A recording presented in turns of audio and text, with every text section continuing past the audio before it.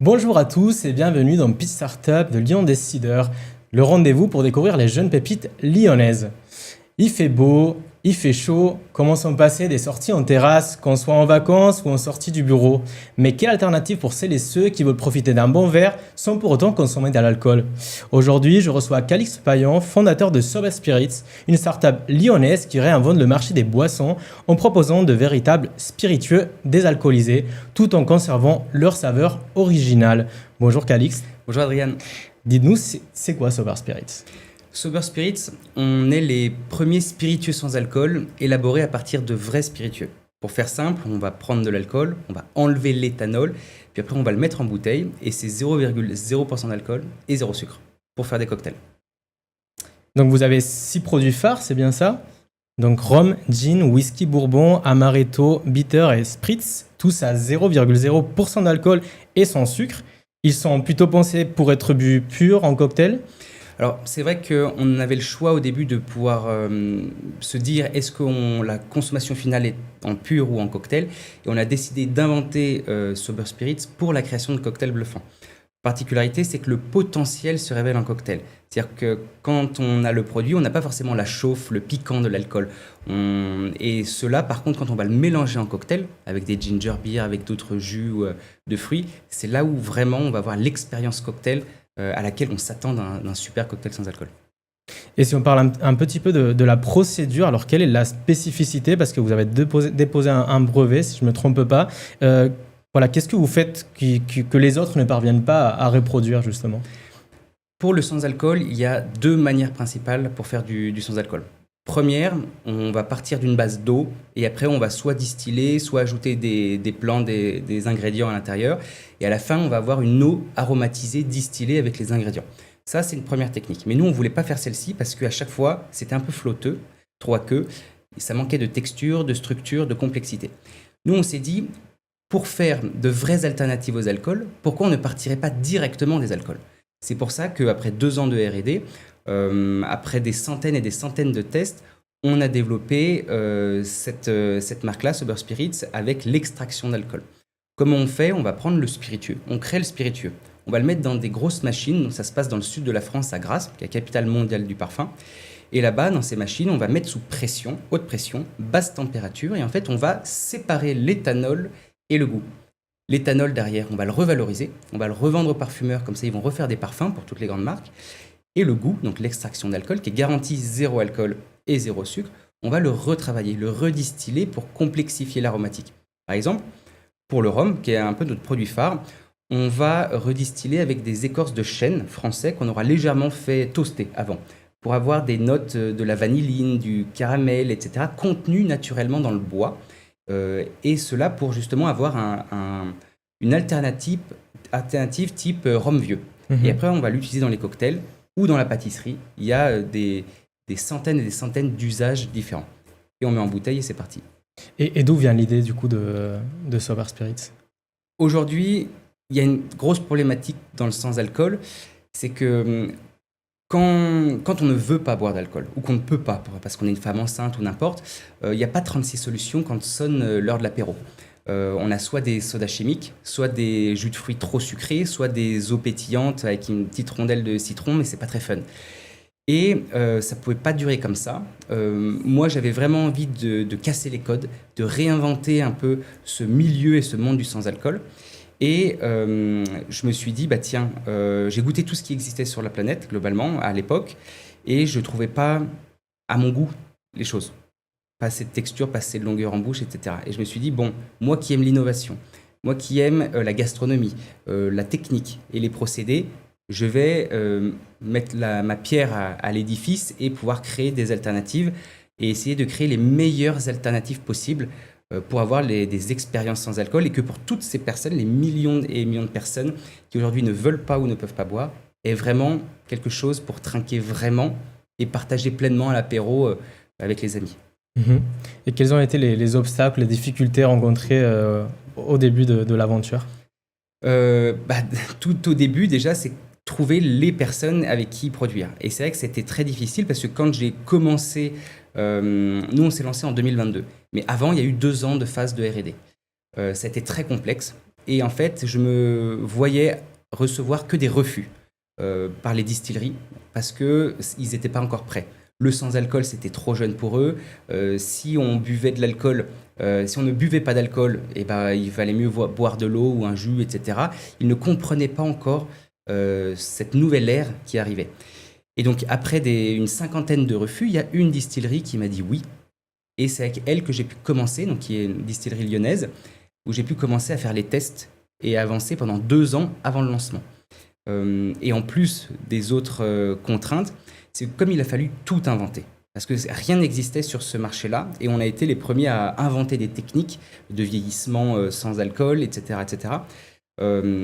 Il a fallu tester. Et donc, comme on ne partait de rien, from scratch, on a dû faire face à énormément de problématiques de conservation, de production, de durée, de vieillissement, etc., qui n'existaient pas avant. Et tout ça a fait que derrière, en fait, la complexité nous a ouvert sur des opportunités à l'innovation et donc a créé finalement derrière un produit qui est très difficile à reproduire parce qu'il est très technique et qui a un goût justement inimitable encore aujourd'hui. Et à votre avis, qu'est-ce qui explique l'essor du sans-alcool aujourd'hui? Est-ce qu'il y a une nouvelle tendance dans les consommateurs? Clairement, ouais, on le voit et d'année en année, ça se développe de plus en plus. Il faut savoir qu'aujourd'hui, il y a 1 jeune sur 4 qui est né dans les années 2000 qui ne consomme plus d'alcool. C'est totalement différent par rapport à il y a quelques années, où moi de ma génération, où je viens des années 90, où à l'époque, on buvait des coups, etc. C'était accepté et même on était presque exclu si on ne buvait pas. Aujourd'hui, il y a totalement une nouvelle ère qui s'est faite. Il y a l'envie de prendre soin de soi, l'envie d'avoir une meilleure ligne, une meilleure santé, de faire attention. Il y a un mouvement qui s'appelle le Sober Movement qui vient des États-Unis, le Mindful Drinking qui est le fait de juste savoir boire de l'alcool, mais parfois savoir dire non. J'ai envie de passer un bon moment, mais je ne suis pas obligé de boire de l'alcool. Et tout cela fait qu'aujourd'hui, on a une croissance énorme de la consommation sans alcool, en France, mais aussi à l'étranger. Justement, à l'étranger, donc vous réalisez près de 80% de vos ventes à l'export en 2023. Comment expliquez-vous cet engouement international, justement? Aujourd'hui, c'est vrai on a été les derniers à s'être lancés en France, mais aujourd'hui, on est les premiers à l'export. On est dans plus d'une trentaine de pays. Il faut savoir que les pays anglo-saxons, particulièrement, sont assez avancés. Ils sont plus au courant de ce genre de consommation. Donc, il y a une traction à l'étranger qui est importante sur le sans-alcool. Et à contrario, les pays qui consomment le plus d'alcool, où on va dire, bah tiens, l'Angleterre, eux, ils doivent pas être trop chauds pour le sans-alcool, ou la République tchèque, eh ben non. À contrario, ce sont les pays les plus avancés sur le sans-alcool, parce qu'en fait, ce qu'on aperçoit, c'est que dans ces pays où on consomme beaucoup d'alcool, il y a des personnes qui ne veulent pas forcément appartenir à cette image de gros buveurs d'alcool. Et donc, il y a un équilibre qui se fait. Et en plus, c'est toutes ces personnes qui consomment énormément d'alcool, un week-end, une semaine, un mois, ils vont tester aussi le sans-alcool parce qu'ils sont aussi de plus en plus conscients de leur consommation. Et donc, en fait, là où il y a du volume de boissons, il y a aussi une consommation sans alcool importante. Et si on aborde un peu l'actualité, donc vous avez été primé à San Francisco, à Londres, qu'est-ce que cela change pour vous? Pour nous, on a vu vraiment un virage lorsqu'on a remporté ces titres. C'est vrai qu'on a été élu 3 fois de suite meilleur spiritueux sans alcool au monde. Et là, cette année, en 2025, alors qu'on a justement repassé les concours, que c'est pas évident de les remporter parce qu'il y a toute la compétition qui s'y présente, que c'est en dégustation à l'aveugle, c'est-à-dire qu'on ne compte pas sur le packaging, on ne compte pas sur le côté marketing, c'est le goût principalement, et on a été élu meilleur spiritueux sans alcool au monde. Donc ça se passe au World Drinks Awards. Donc on a été élu meilleur du monde en 2025, donc ça c'était il y a quelques semaines. Et avec ça justement, c'est un nouveau trophée, on est vraiment super heureux. Et l'important de ça, c'est que d'une part, ça rassure tous les professionnels et les particuliers, parce que c'est goûté par entre 50 à 70 jurys professionnels qui viennent de tout milieu, des bars à cocktails, des milieux professionnels, des distillateurs alcooliers et ainsi de suite. Et surtout pour nous, le résultat, c'est que ça nous ouvre aussi les portes à l'export. Puisque c'est une compétition mondiale, systématiquement, ça nous ouvre sur de nouveaux pays, en Asie, en Afrique, en Amérique du Nord, un peu de partout en Europe. Pour nous, c'est clé et ça nous fait extrêmement plaisir d'avoir ces récompenses. Et vous annoncez une levée de fonds qui est prévue en 2025. Quels sont les objectifs à moyen terme pour Sober Spirits? Nous, notre objectif, c'est de se positionner comme la référence du sans-alcool sur Terre. On va développer globalement et on souhaite développer tous les produits que l'on se devrait d'avoir à la maison, par exemple, ou derrière un bar. Également, l'objectif, c'est d'aller dans encore plus de nouveaux pays pour pouvoir rendre encore plus accessibles les produits aux consommateurs et derrière recruter davantage et vraiment asseoir la marque dans les pays où nous sommes. Aujourd'hui, on est dans une trentaine de pays.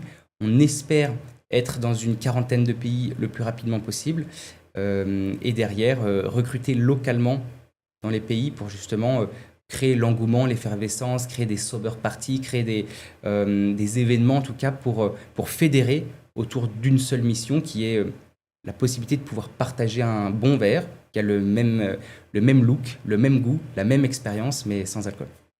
Est-ce qu'il y a des nouvelles gammes aussi qui sont prévues pour les prochains mois, années? Oui, on teste de nouveaux produits, pas mal de nouveaux. On ne sait pas encore exactement lequel on va sortir en premier parce qu'en fait, on a plein de demandes. Certains nous demandent des tequilas, d'autres des autres whisky, on nous demande des limoncello, on nous demande des types chartreuses également aussi. Alors, on nous demande plein de spiritueux comme ça. On est en train de faire des tests aujourd'hui dans notre laboratoire à Lyon. On ne sait pas encore lequel on sortira, mais il y en a de nouveaux qui vont arriver, ça c'est sûr. Un lieu iconique où vous rêvez de voir Sober Spirits en vente? Eh bien, oui, tout simplement pour la France, ça serait le restaurant de la Tour Eiffel et on vient d'y être arrivé il n'y a pas très longtemps, donc job is done, comme on dit, on est très content. C'est assez iconique, hein, la Tour Eiffel pour la France et le monde, donc très content. Et après, dans un pays, j'aimerais bien qu'on puisse un jour rentrer aux États-Unis. Ça fait 1 an qu'on essaye, mais c'est un peu particulier avec tous les droits de douane et tout ce qui se passe en ce moment, donc ça a freiné un petit peu. Merci Calixte. Merci beaucoup Adrien. L'actualité de Sober Spirits, du coup, à retrouver dans notre prochain numéro de Lyon Décideur, mais aussi dans nos réseaux sociaux Instagram, LinkedIn et X. Et quant à nous, je vous dis au mois prochain pour un prochain pitch. À très vite. Merci.